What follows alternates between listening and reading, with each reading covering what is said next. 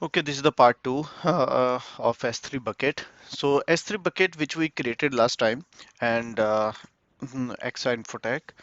So वो हम आज क्या करेंगे उसके ऊपर हम उसका मैनेजमेंट देखेंगे कैसे चलेगा। मैनेजमेंट देखने से पहले जस्ट ओवरव्यू जो हमने लास्ट टाइम किया था कि हमारा बकेट साइज क्या है। तो वो तुम मैट्रिक्स में भी देख सकते हो टोटल नंबर ऑफ ऑब्जेक्ट्स कितने हैं, जैसे यहाँ पे तुम देख सकते हो कितने ऑब्जेक्ट्स हैं। तो ये सारा is will not create immediately. वो क्या होता है जैसे आप उस पे ऑब्जेक्ट्स डालते जाते हो, आपकी फाइल्स हैं, लॉग फाइल्स हैं, जैसे जैसे इसके ऊपर जाता जाएगा तो ये इंक्रीज होता जाएगा डेफिनेटली, उसका साइज भी और नंबर ऑफ ऑब्जेक्ट्स भी। तो यहाँ पे आप ये दोनों चीजें देख सकते हो यहाँ पे मैट्रिसेस में। दूसरा ये रहता है यहाँ पे, अगर आपको और चार्ट्स देखने हो तो यहाँ पे देख सकते हो व्यू एडिशनल चार्ट्स। तो यहाँ पे आप एक दिन का, 2 वीक का वो सारा देख सकते हो मैट्रिसेस में। उसके अलावा रहता है परमिशंस। लास्ट वीक का जस्ट आपको अपडेट दे दूं, तो आपको अगर एक्सेस करना है आपकी बकेट की, बाहर से कहीं एक्सेस नहीं होनी चाहिए, जहाँ ब्लॉक करनी है बाय डिफॉल्ट वो ब्लॉक रहती है। अनब्लॉक करने के लिए हमने इसको एक्स किया था, तभी आपकी बकेट बाहर से एक्सेस होती है। और ECLs एक्सेस कंट्रोल लिस्ट होते हैं जो आपको हेल्प करती है, जैसे किसी को पर्टिकुलर को एक्सेस देना है आपकी S3 बकेट के ऊपर। ये बकेट ओवरव्यू था जिसमें हमने वर्शनिंग अनेबल की थी। सो वर्शनिंग अनेबल करने का मतलब ये होता है कि जितने ऑब्जेक्ट्स यहाँ पे आपको दिखाई दे रहे हैं, अगर आप क्लिक करते हो शो वर्जन्स के ऊपर, तो हर किसी का एक वर्जन दिखाई देगा आपको ऐसे। ठीक है, कुछ का नल है। नल तब आता है जब आपका पहले ऑटोमेटिक, मतलब आपने वर्शनिंग बाद में स्टार्ट की है और पहले ऑब्जेक्ट्स उसके ऊपर ऑलरेडी था। तो बिफोर स्टार्टिंग द वर्शनिंग वो उसको नल में दिखाई देगा आपको। ठीक है, बाकी सभी जो उसके बाद जनरेट हुई हैं उन सभी का पूरा आपको एक वर्शन आईडी दिखाई देगा। ठीक है, इन डिटेल्स के लिए आप लास्ट वीडियो को एक्सेस कीजिएगा। ओके, और आज हम करेंगे मैनेजमेंट। मैनेजमेंट में क्या होता है कि आपकी कंपनी में एक डिफाइन करते हैं कि आपके पास एक ऑब्जेक्ट है। ठीक है, उस ऑब्जेक्ट को, फॉर एग्जांपल मैं लेके चलता हूँ कि मेरे पास एक बहुत सारी मिलियंस ऑफ फाइल्स है। अभी मुझे क्या करना है कि मैं इन फाइल्स को हमेशा अ, जैसे मैंने ये फाइल स्टोर है S3 में, तो S3 में क्या एक लेके चलिए, ये मेरी पूरी बकेट है। इस बकेट में अलग अलग एक तरह से क्लासेस है, स्टोरेज क्लास।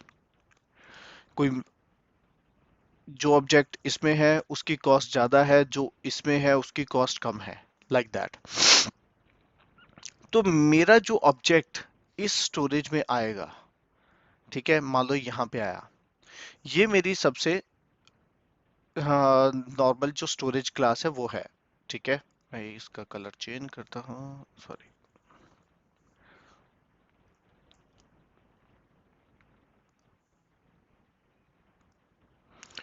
ये अलग स्टोरेज क्लास है और मैं इसका कलर चेंज करता हूँ, ग्रीन। देखो अभी ये ऑब्जेक्ट जो मेरा यहाँ पे है, इस ऑब्जेक्ट को मैं, अगर मुझे इसको यहाँ पे ले, मतलब मैं चाहता हूँ कि इसको एक्सेस करता रहूं, और जब ये 30 दिन एक्सेस ना हो तो इस स्टोरेज क्लास में चला जाए। ठीक है, जिसकी कॉस्ट थोड़ी सस्ती है। अगर ये फिर भी यूज नहीं हो रहा है 90 डेज तक, तो यहाँ चला जाए जिसकी मतलब कॉस्ट और कम है। तो ऐसे करके आप एक लाइफ साइकिल बना सकते हो। फिर आपको लगता है कि ये फाइल कब तक चाहिए मुझे, आप फॉर एग्जांपल आप हॉस्पिटल इंडस्ट्री में है, टैक्स इंडस्ट्री में, किसी भी इंडस्ट्री में हो, तो किसी भी फाइल का एक टाइम होता है। ठीक है, कि आपको 1 साल चाहिए, 2 साल चाहिए, 10 साल चाहिए। ठीक है, तो वो टाइम के बाद ये ऑटोमेटिकली डिलीट भी हो जाए।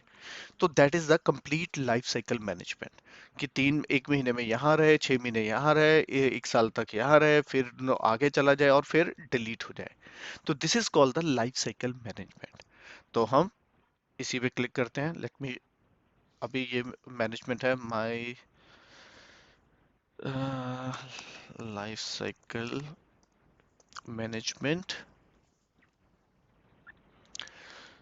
आप ये अप्लाई करना चाहते हैं in the bucket, apply to all objects in the bucket, जहां कुछ पर्टिकुलर के ऊपर अप्लाई करना चाहते हैं। अभी पर्टिकुलर के ऊपर का क्या मतलब होता है कि फॉर एग्जांपल कोई जो फाइल्स हैं जो सिर्फ लॉग्स हैं, तो आप जो लॉग से स्टार्ट हो रही हैं, जो पर्टिकुलर एक फोल्डर के अंदर पड़ी हुई है, सिर्फ उसी के लिए ये करना चाहते हो, तो आप उसके लिए भी कर सकते हो।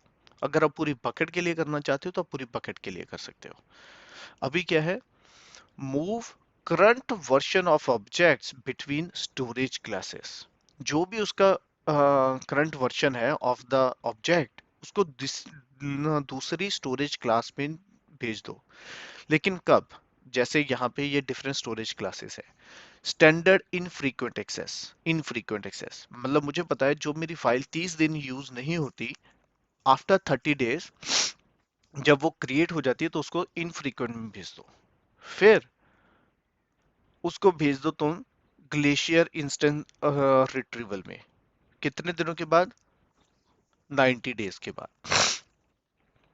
तो ऐसे आप डिफाइन कर सकते हो। उसके बाद मान लो आप करना चाहते हो कि मैं इसका एक्सपायर कब करेगा।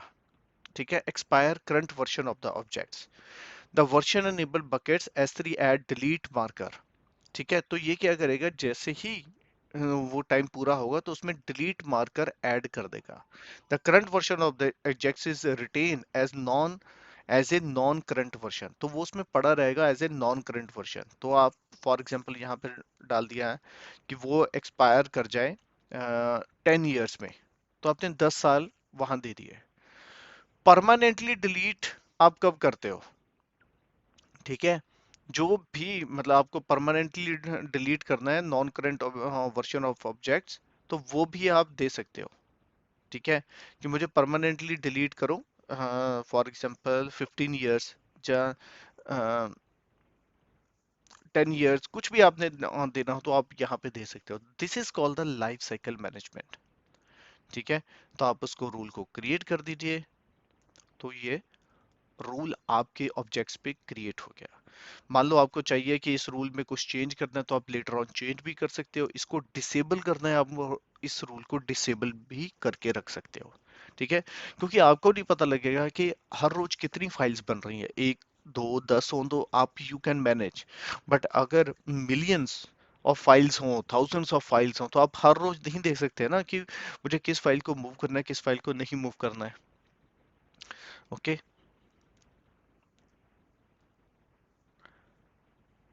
तो ये होता है इसका लाइफ साइकिल मैनेजमेंट। दूसरा आ जाता है फिर replication rules. What is the replication rule? Replication rules बनता है कि आपका ऑब्जेक्ट बहुत क्रिटिकल है, तो आप चाहते हैं कि मैं इस ऑब्जेक्ट को दूसरी किसी रीजन में इसको स्टोर करूं।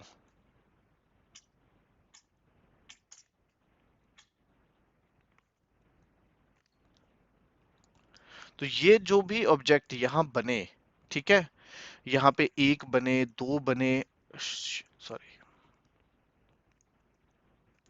यहाँ पे जैसे यहाँ पे कोई भी क्रिएट हो, ठीक है, तो वो ऑब्जेक्ट यहाँ पे ऑटोमेटिकली रेप्लिकेट कर जाए इस साइड पे, इस बकेट में ऐसे कर जाए। अभी इसके लिए आपको क्या करना पड़ेगा, you have to create another bucket किसी और रीजन में। मान लो आपका ये लेके चलते हैं कि मेरा पूरा यूएस डाउन हो गया, नॉर्थ वर्जीनिया, तो दूसरा किस में आप बनाना चाहते हो, ओहियो में या ओरेगॉन में या कहीं पे भी और, तो उसके लिए एक रेप्लिकेशन रूल सेट कर लेते हैं। तो क्रिएट रेप्लिकेशन रूल, यहाँ पे अभी एक होगा source, my replication rule enabled, मैं इसको करता हूँ। इसमें देते हैं सोर्स बकेट कि कहाँ से सोर्स बकेट होगी मेरी एक्सा इन्फोटेक। यहाँ पे मैं सारे ऑब्जेक्ट्स जो अभी से होंगे, पुराने ऑब्जेक्ट्स माइग्रेट नहीं होंगे या रेप्लिकेट नहीं होंगे, सिर्फ अभी से जो क्रिएट होंगे वो माइग्रेट होंगे। ओके, डेस्टिनेशन कहाँ जाए, को कौन सी बकेट में जाना चाहिए, लेट्स, तुम यहाँ से अपनी बकेट एक नई बना लो, जब जो बनी हुई है उसमें देख लो। फॉर एग्जांपल मेरे पास ये ओरेगन ओरेगन की बनी हुई है, और मैं कुछ और ले लेता हूँ, जब मुंबई वाली ले लेता हूँ, एक्सा इन्फोटेक बैच 1 मैंने मुंबई ले लेता हूँ कि मेरा यूएस से मुंबई में इसमें चला जाए, एपी साउथ 1। ठीक है, चूज पाथ। अभी इसमें एक IAM role, create a new role. So ये न्यू रोल होता है कि एक तरह से आप परमिशन दे रहे हो कि तुम ये काम कर सकते हो, तुम इस फाइल्स को कॉपी कर सकते हो। ठीक है, उसके बाद आपको मान लो वो यहाँ पे स्टैंडर्ड है, वहां पे आपको इनफ्रीक्वेंट एक्सेस में डालना है, डीप उसमें डालना है, ग्लेशियर में डालना है, वो आपके ऊपर डिपेंड करता है।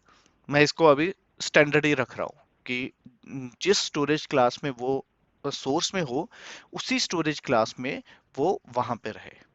ठीक है, और इसको सेव कर देता हूँ।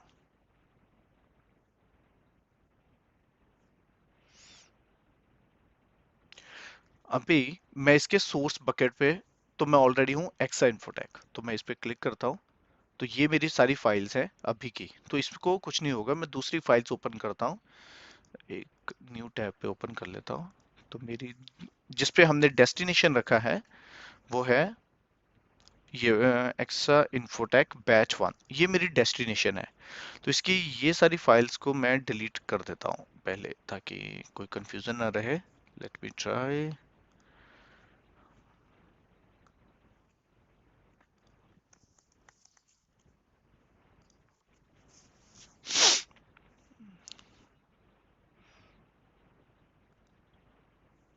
तो अभी इसमें कोई फाइल नहीं है। ठीक है, ये सारे ऑब्जेक्ट्स खाली हैं इसमें। तो मैं क्या करता हूँ, इसमें फाइल्स को कॉपी करता हूँ। तो मैं अपलोड करता हूँ यहाँ पे कुछ फाइल्स को। Let's see, add files.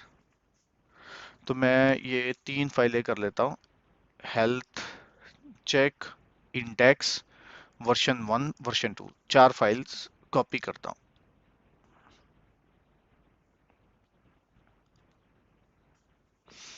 So one by one ये चारों फाइल्स यहाँ पे कॉपी हो जाएंगी। यस, तो जैसे ये फाइल्स कॉपी हुई,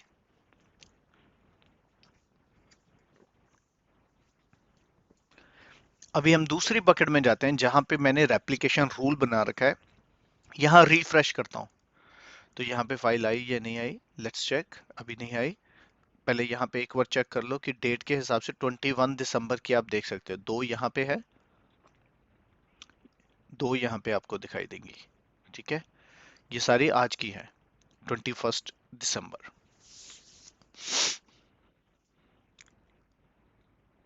देखो 2 फाइल्स आ गई। वेट करते हैं अदर 2 फाइल्स की भी।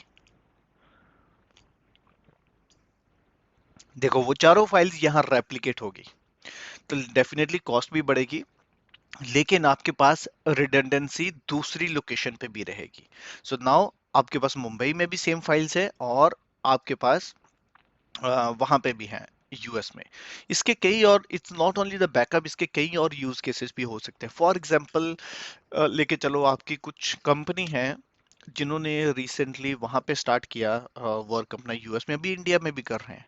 तो अगर वो यूएस में अपना कोई भी डेटा ऐड कर रहे हैं, जब मान लो म्यूजिक फाइल है, ठीक है, और आपका म्यूजिक कंपनी है, तो जैसी फाइल यहाँ पे ऐड होगी, तो सीधी फाइल वहां पे भी चली जाएगी, इंडिया में भी, तो वहां पे भी स्टार्ट हो जाएगा। तो आप ऐसा भी कर सकते हो। ठीक है, और ये हमेशा आपके पास एज ए बैकअप भी पड़ा रहेगा।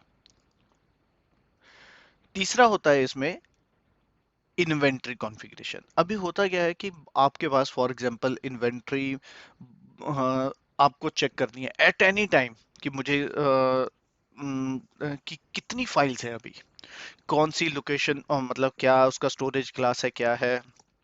तो माय इन्वेंट्री,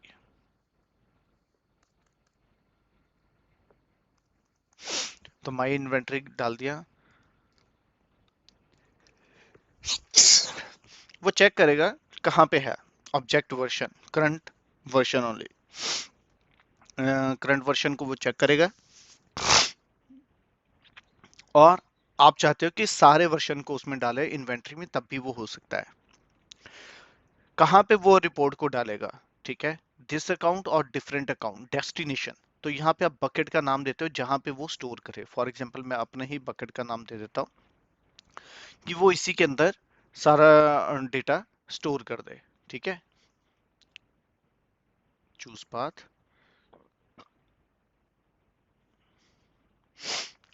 तो फ्रीक्वेंसी कैसे रहेगी, डेली और वीकली? आप इसकी रिपोर्ट डेली चाहते हो या वीकली चाहते हो? कौन से फॉर्मेट में चाहते हो? CSV, CSV is like your Excel format. ठीक है, आप एक्सेल में इसको खोल सकते हो।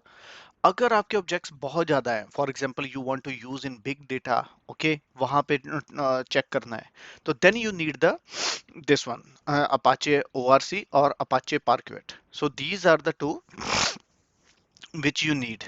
Okay, status enable. Okay, What is the difference in it? Apache ORG and Apache both are Parquet. used for the big data purposes. ठीक है, लेकिन दोनों का फॉर्मेट अलग होता है, अपाचे पार्क्यूट का और ओआरसी का।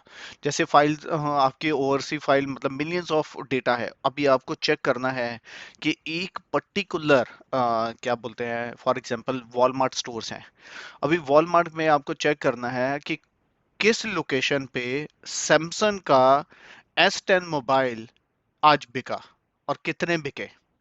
ठीक है, जहां उसकी इन्वेंट्री चेक करनी है कि अभी कितने बाकी हैं उसमें इन्वेंट्री में।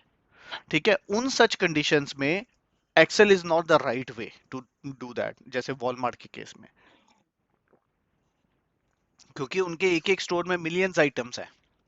ठीक है, तो उसके लिए they are the report into the ORC और दे आर यूजिंग पार्क्यूट। वो डिपेंड करता है उन्होंने बैकएंड सिस्टम क्या लगा रखा है, उसके हिसाब से वो ऑप्शन उन्होंने दे रखी है, तुम इसमें भी ले सकते हो और इसमें भी ले सकते हो। ठीक है, तो अभी आप उसके साथ डिटेल में एडिशनल फील्ड्स क्या होंगे, मान लो साइज चाहते हो, लास्ट मॉडिफाइड चाहते हो, मतलब स्टेटस चाहते हो, तो वो सारी चीजें भी आप इस पे सिलेक्ट कर सकते हो और क्रिएट कर सकते हो। इसको 48 आवर्स लगेंगे रिपोर्ट को जनरेट होने के लिए। It may take 48 hours to deliver this first report. ठीक है, तो रिपोर्ट होने के बाद देन आप उसको देख सकते हो। तो वीकली रिपोर्ट आपके पास आती रहेगी अभी, हर वीक।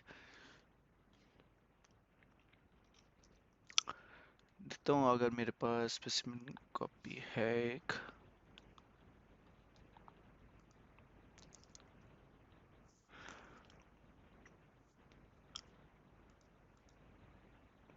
ये माई इन्वेंटरी है, ओके, ऐसी रिपोर्ट रहती है। देखो मैंने लास्ट टाइम किसी क्रिएट की थी, तो मैं दिखा देता हूँ।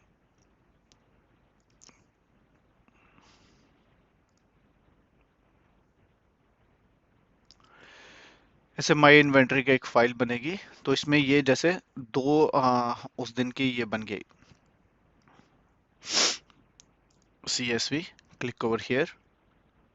तो मैं इसको आप डाउनलोड कर लेता हूँ।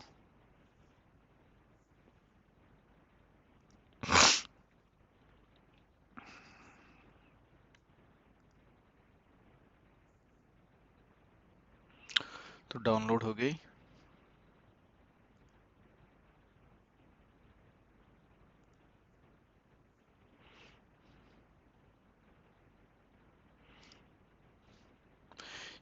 ये जी जिप में है, GZ। देखता हूँ एक बार ओपन करके, अनेबल टू एक्सपेंड।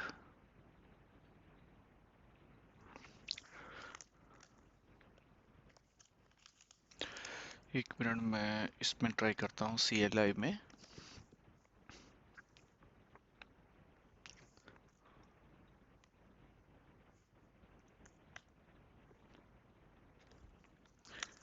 फाइल का नाम था ये, अभी देखता हूँ हो गई।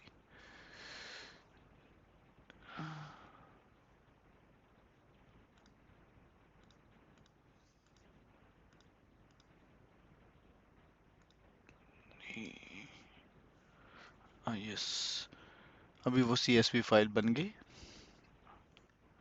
मैं शो करता हूँ, एक मिनट होल्ड करो। तो ये फाइल अभी दिखाई देगी आपको, मैं लेके आता हूँ, एक minute. This is the file now. ठीक है, तो ये सारी फाइल्स में आपको दिखाई देगा कि कौन कौन से ऑब्जेक्ट्स हैं उनका, ऐसे। ठीक है, तो दिस इज द इन्वेंट्री। अगर आप एक्सेल में खोलना चाहते हो तो ज़्यादा बेटर नज़र आएगा। ठीक है, लेकिन ये सारी इंफॉर्मेशन आपके पास रहेगी। ठीक है, जो जो आप फील्ड सिलेक्ट करोगे वैसे फील्ड आपके पास आते जाएंगे।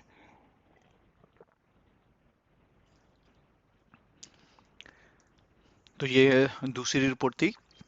तो आप अपने ऐसे अपने एट एनी टाइम, मतलब आप वीकली रिपोर्ट चाहते हो, डेली रिपोर्ट चाहते हो, तो आप इसके ऊपर खोल सकते हो। ठीक है, आप इस पे बना सकते हो, तो फिर आपको आ सक ठीक है, दिखाई देगी। ओके, तो ये था हमारा S3 बकेट। तो अभी हम नेक्स्ट स्टार्ट करेंगे S3 के बाद अपना आज IAM और क्लाउड वॉच स्टार्ट करते हैं। Just hold second.